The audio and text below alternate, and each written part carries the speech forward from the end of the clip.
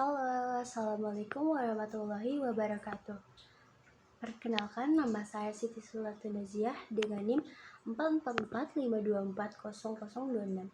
Saya dari Program Studi Ilmu Kelautan di Universitas Sultan Agung Tirtayasa. Untuk di kesempatan hari ini, saya ingin memaparkan materi tentang bisnis model kanvas dan poin-poin yang ada di dalamnya. Jadi, apa sih itu bisnis model kanvas? Oke, pertama-tama aku bakal jelasin nih apa itu bisnis model kanvas. Jadi, bisnis model kanvas atau biasa disingkat BMC adalah alat strategi yang berguna untuk menggambarkan, merancang, dan mengembangkan model bisnis sebuah perusahaan. Bisnis model kanvas juga terdiri dari 9 elemen atau 9 poin-poin yang saling berhubungan untuk memberikan gambaran menyeluruh tentang bagaimana perusahaan menciptakan, mengirimkan, dan menangkap nilai. Oke, poin pertama itu ada customer segment. Customer segment itu fokus pada segmen pelanggan yang spesifik dapat memberikan pemahaman yang lebih mendalam tentang kebutuhan dan preferensi mereka. Misalnya, perusahaan dapat memilih untuk fokus pada pelanggan milenial yang saling sadar lingkungan atau bisnis kecil yang mencari solusi biaya hemat. Contohnya yaitu pecinta seafood, orang-orang yang memang suka makan seafood dan ingin menikmati hidangan berkualitas. Lalu ada juga keluarga yang ingin memesan seafood untuk acara makan keluarga atau pertemuan. Yang poin kedua itu ada value proposition atau proporsi nilai. Proporsi nilai adalah penawaran produk atau layanan mengatasi masalah pelanggan atau memenuhi kebutuhan mereka dengan cara unik dan lebih baik daripada pesaing. Contohnya itu seperti pilihan seafood yang beragam dan harga yang kompetitif. Poin ketiga itu ada channel atau saluran. Saluran adalah cara perusahaan mengirimkan proporsi nilai kepada pelanggan, baik melalui penjualan langsung, platform online, atau perantaraan lain. Contohnya itu seperti promosi dalam website, aplikasi, pemesanan online. Lalu yang keempat itu ada customer relationship atau hubungan pelanggan.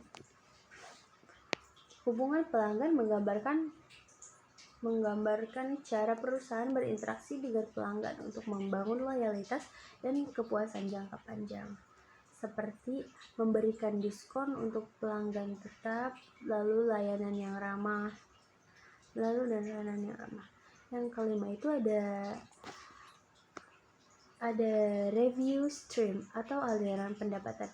Aliran pendapatan menggambarkan bagaimana perusahaan menghasilkan uang dari setiap segmen pelanggan, apakah melalui penjualan langsung, langganan, atau modal freemium. Contohnya itu seperti penjualan produk seafood dari penjualan seafood dimasak atau mentah. Lalu layanan pengiriman, biaya tambahan untuk pengiriman atau pemesanan online. Lalu selanjutnya poin 6 ada key resource atau sumber daya utama. Sumber daya utama adalah aset yang diperlukan perusahaan untuk menawarkan proporsi nilai, penjangkauan pasar, dan menghasilkan pendapatan. Contohnya itu seperti sumber daya manusia, koki atau pengelola seafood, tim pemasaran, dan staf pengiriman ya. Lalu selanjutnya ada kendaraan pengiriman untuk mendistribusikan seafood ke pelanggan secara langsung.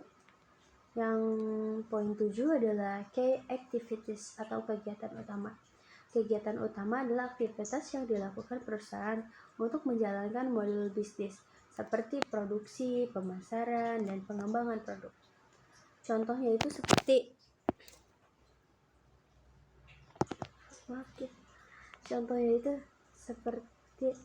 pengolahan seafood, proses pemilihan, pembersihan, dan pengolahan seafood sesuai dengan standar kebersihan dan kualitas. Yang ke poin 8 itu key partnership atau kemitraan utama. Kemitraan utama adalah hubungan membantu perusahaan menjalankan kegiatan utama atau memperoleh sumber daya penting dan tidak dimiliki sendiri. Contohnya itu logistik dan pengiriman. Mitra pengiriman untuk didistribusikan produk ke pelanggan, terutama untuk memesan secara online. Tentunya butuh logistik dan pengiriman ya. Yang kedua itu penyedia teknologi untuk pemesanan online, pembayaran, dan manajemen stok teknologi. Yang poin 9 itu dan poin terakhir itu ada cost structure atau struktur biaya ya. Struktur biaya menjelaskan semua biaya yang dikeluarkan untuk menjalankan model bisnis, termasuk biaya produksi, pemasaran, dan pengembangan.